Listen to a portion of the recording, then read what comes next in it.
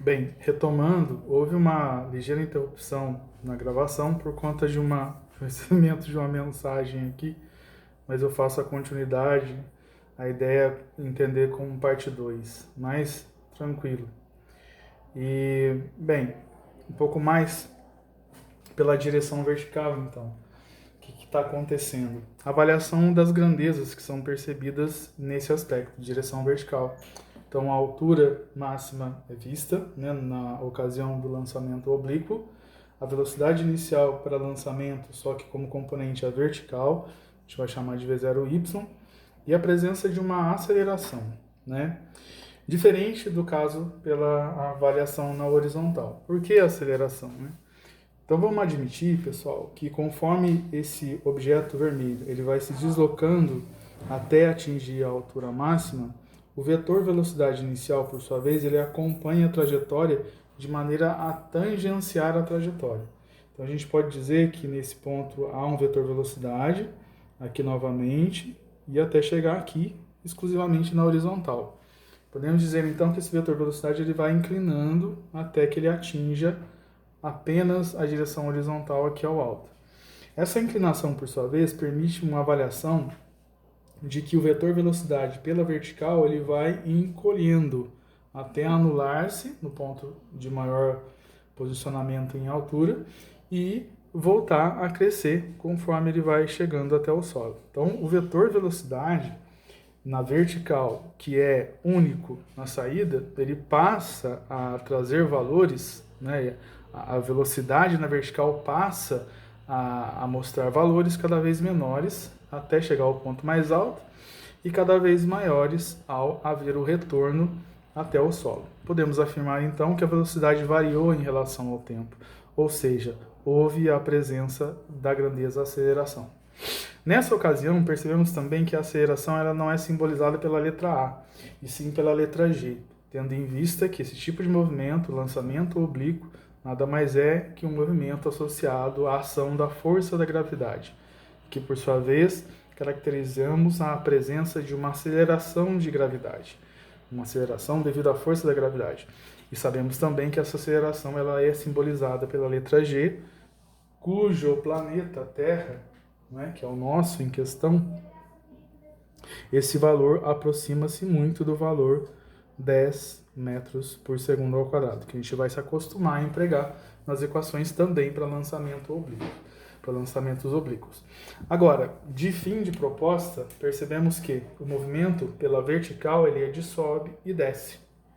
Avaliando uma visão aqui pela frente, é perceptível avaliar que para uma visão aqui, o objeto vermelho ele sobe e desce de maneira retilínea e de maneira a reduzir a velocidade para zero na altura máxima e retornar ao ponto mais baixo aqui no chão, né, com velocidade maior possível. Então trata-se de um movimento visualizado pela frente, de um movimento retilíneo uniformemente variado. No trecho pela direção vertical, então, teremos as seguintes equações.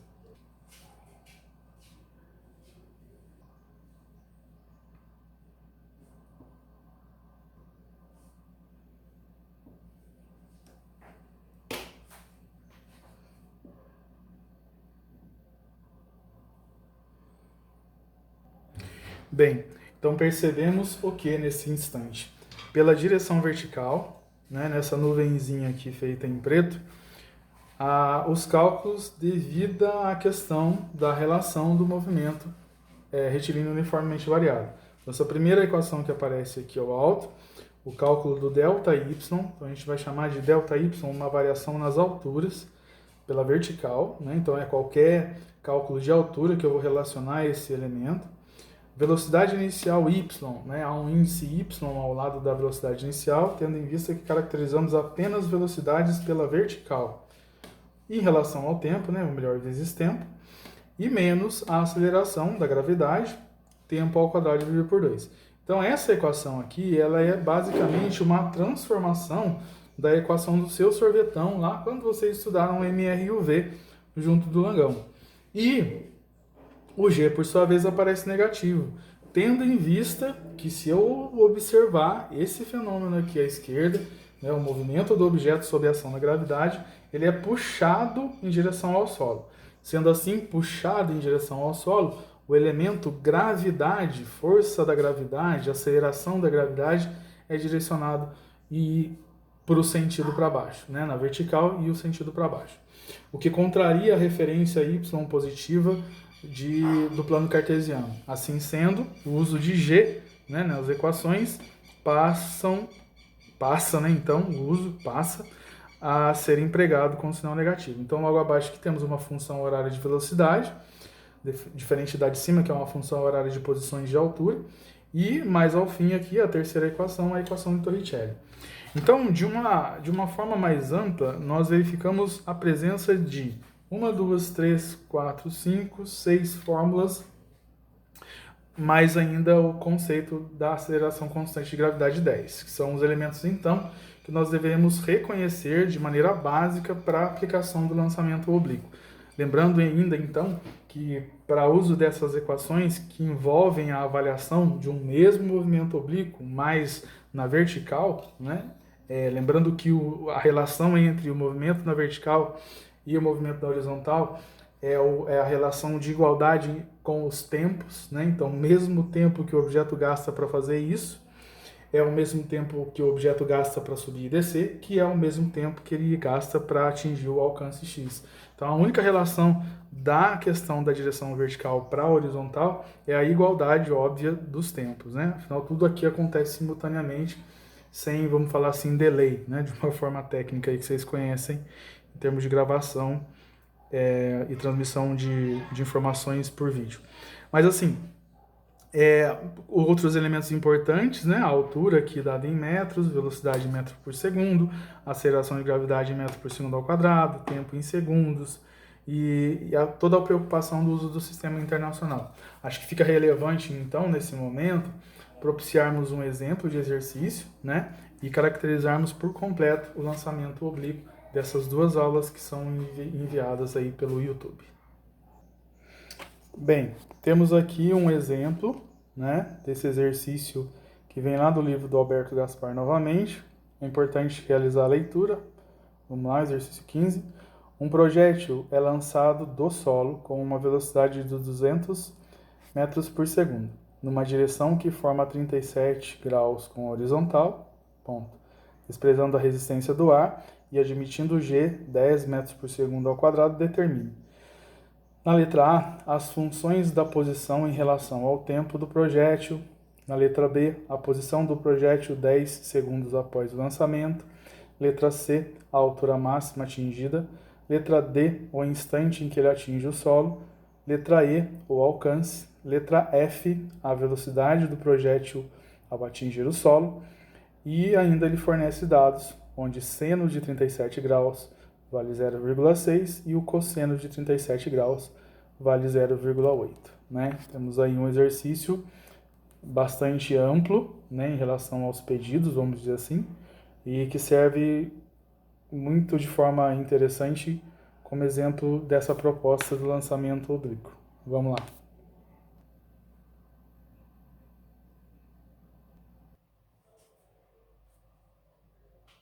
Então, na letra A, ele pede que eu caracterize as funções de posição em relação ao tempo. Então, funções de posição,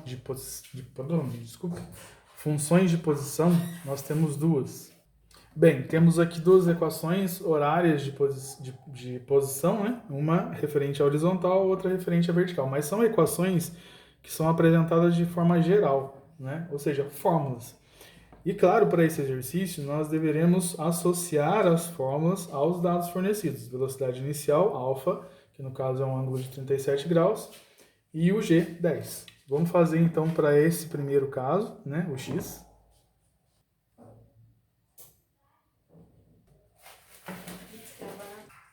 Bem, então como há o pedido função horária de posição em relação ao tempo, temos duas, eu montei a primeira associada ao movimento horizontal. Então perceba, x igual a V0x, só que V0x no caso é o V0 cosseno de 37 vezes tempo. O cosseno de 37 é 0,8 aproximadamente, isso foi citado no próprio exercício, e 0,8 vezes 200, 160, assim a função horária é esta, ó. E lembrando que quando ele pede função horária, o elemento valor variável da função, aí ele não apresenta valores, né? Então o t ele fica t, né? E x, no caso, que é um valor fixo, é um alcance, né? Por sua vez, é uma função do tempo. Então temos aqui uma função horária de posição pela horizontal. Vamos montar a da vertical agora.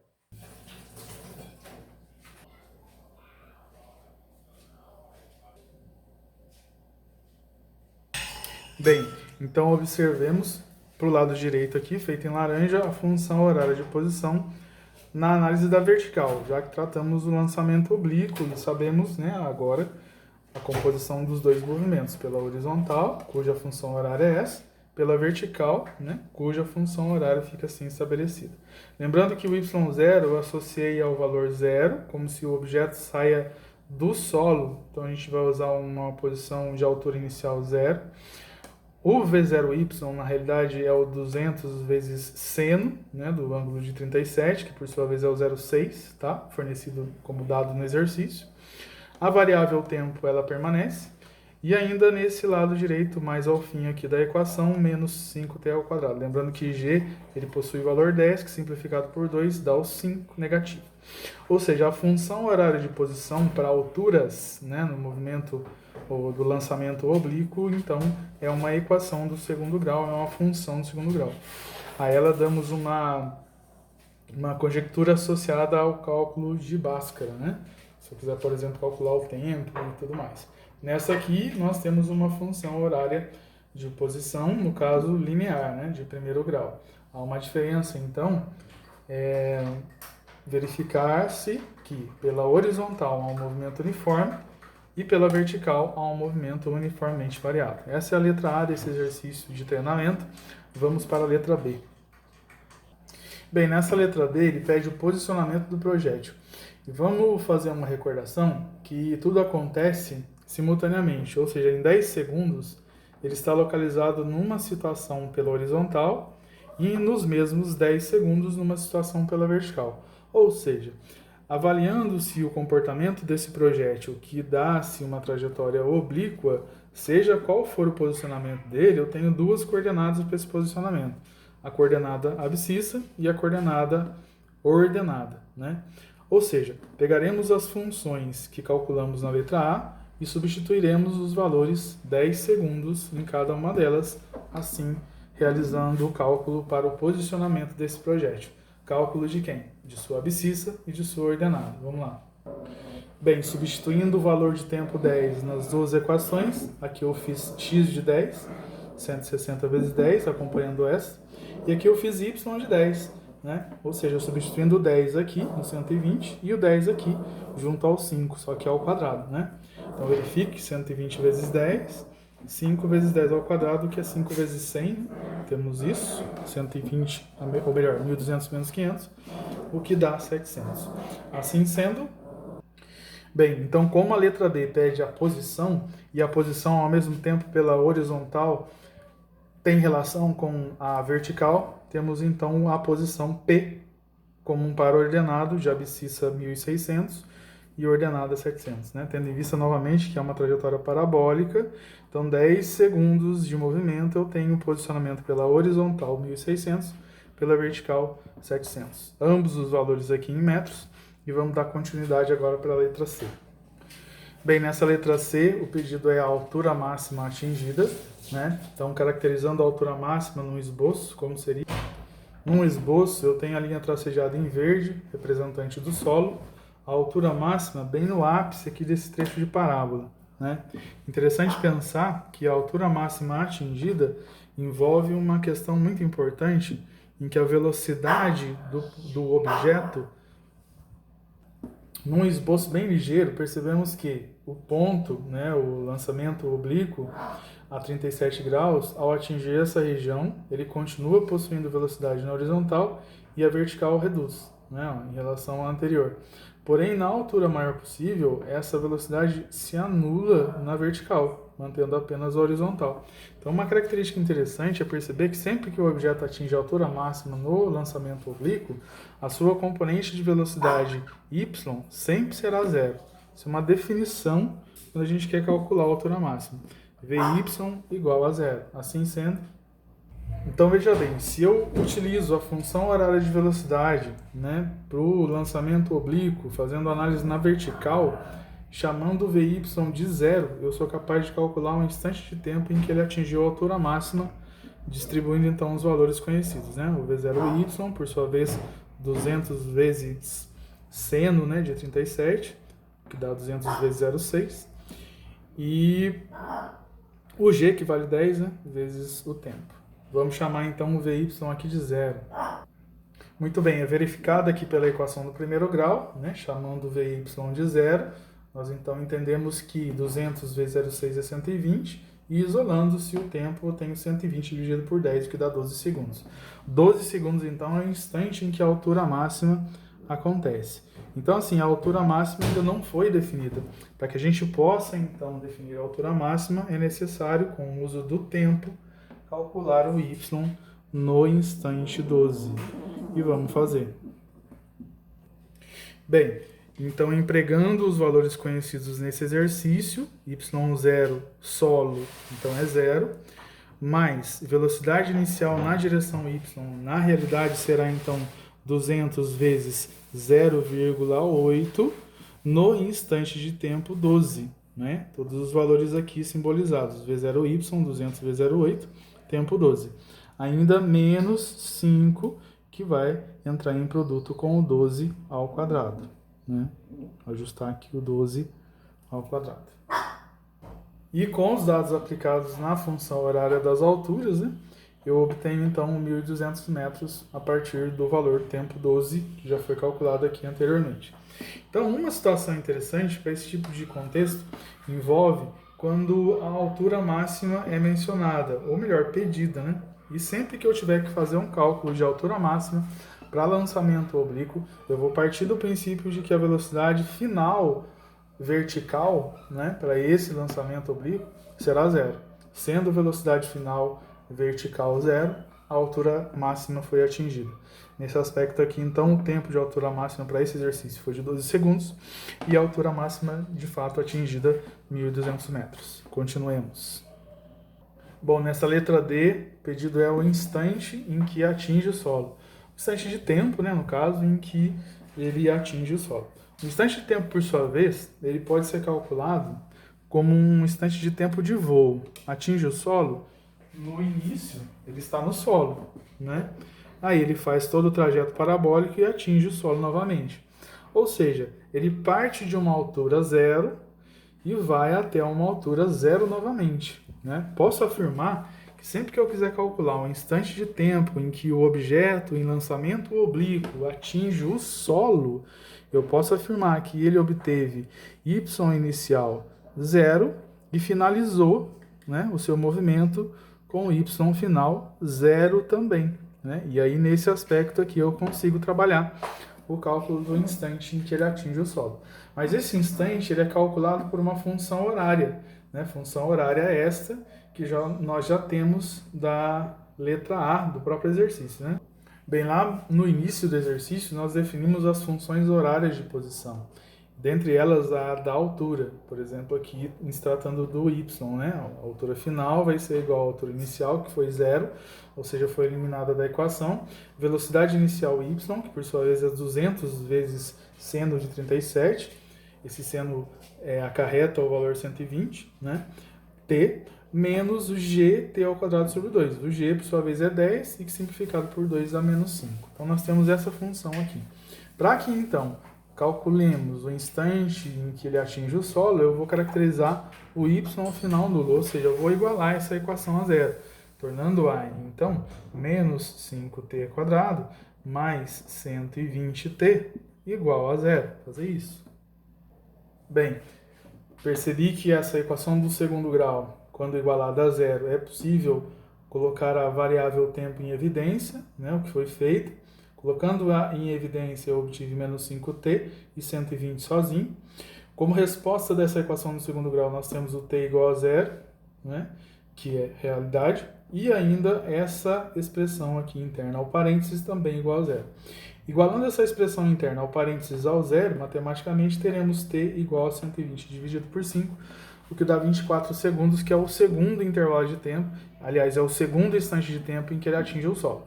No instante 0 ele já estava no solo, no instante 24 ele estava no solo novamente, ou seja, o instante em que ele atinge o solo após o seu lançamento foi de 24 segundos. Vamos recordar ou ainda comentar, né, para que a gente possa caracterizar de maneira interessante, toda vez que no lançamento oblíquo o tempo calculado para a altura máxima for visto, né, o tempo calculado para ele fazer o voo completo é sempre o dobro, né? Então, a altura máxima aqui é atingida em 12 segundos. Então, para que ele atinja a altura máxima, ele utiliza-se da metade do tempo do voo completo. Isso é um fato interessante para esse tipo de exercício.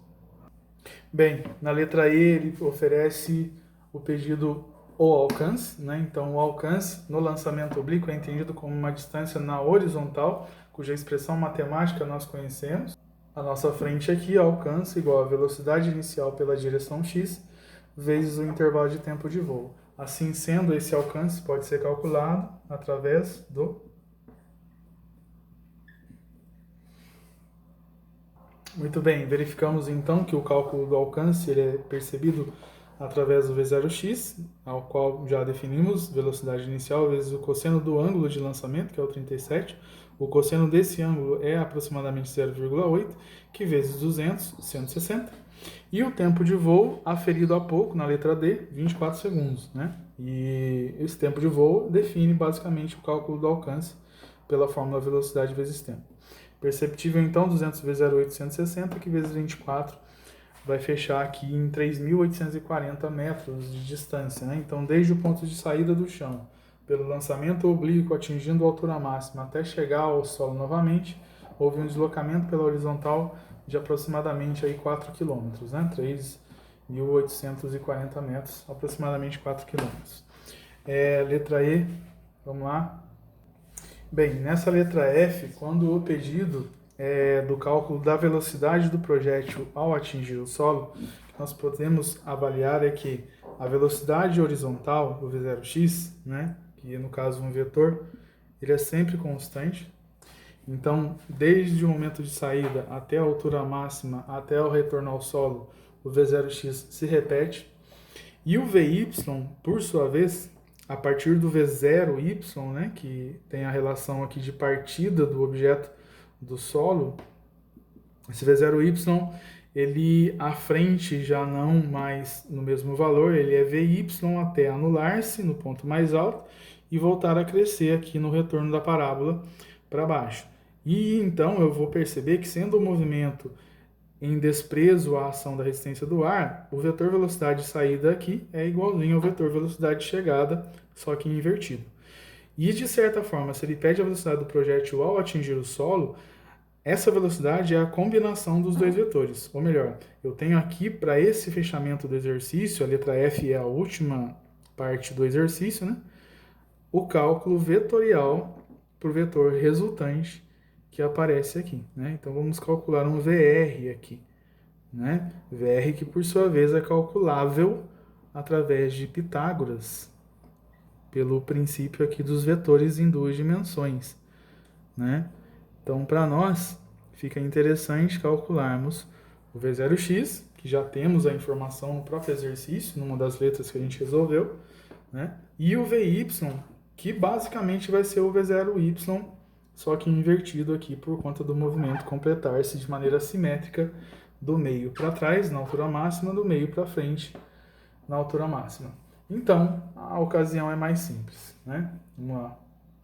Bem, em realização do cálculo, o V0x sabemos que vale 160, o Vy aqui bem na chegada vale 120, ele é exatamente igual ao vetor saída aqui pela vertical. Lembrando que nessa região nós temos também o vetor inclinado resultante, temos o V0x, né? E calculando-se Pitágoras, nós retornamos no valor inicial a 200 metros por segundo. Então, mostrando a ideia de um movimento em desprezo à resistência do ar, né? Tudo que acontece a partir daqui vai se replicar no momento de chegada aqui no solo. Lembrando que o movimento ele apresenta simetria de velocidades pelas horizontais que a gente vem a analisar em cada camada aqui do movimento acontecendo. Bem, em princípio, o nosso estudo de movimento veio sendo trabalhado durante todo esse período, desde o movimento uniforme e retilíneo, uniformemente variado, retilíneo, e ainda a avaliação de movimentos sob a ação da gravidade, dentre eles queda livre, lançamento vertical, lançamento horizontal, até então. Completamos aqui com o lançamento oblíquo, né, cujas circunstâncias são parecidas, né, com os dois anteriores movimentos em projéteis, porém com peculiaridades que envolvem, por exemplo, o cálculo do ângulo de lançamento. Isso é preciso, né, para o exercício. E aí a gente vai verificando que no decorrer e na passagem dos conteúdos, no primeiro ano do ensino médio do Cotec, a gente praticamente trabalhou o assunto movimento, né? Com exceção apenas no começo do ano, ainda antes da pandemia, trabalhamos uma revisão de notação científica, né? E a parte envolvendo a base 10 e potenciação, e ainda vetores em 2 dimensões, que foi, em suma, bastante necessário para que a gente possa entender esses conceitos. Bem, eu vou finalizando por aqui, né? Gostaria de desejar a vocês uma boa evolução aí nos estudos, mantendo aí constante a entrega das atividades para que a gente possa finalizar o ano de 2020, né? E até a próxima aula, onde a gente finaliza praticamente o assunto movimento com o movimento circular uniforme, partindo então para o estudo das leis de Newton, já provavelmente ingressando a segunda série do ensino médio aí para 2021. Um abraço do Langão, fiquem com Deus.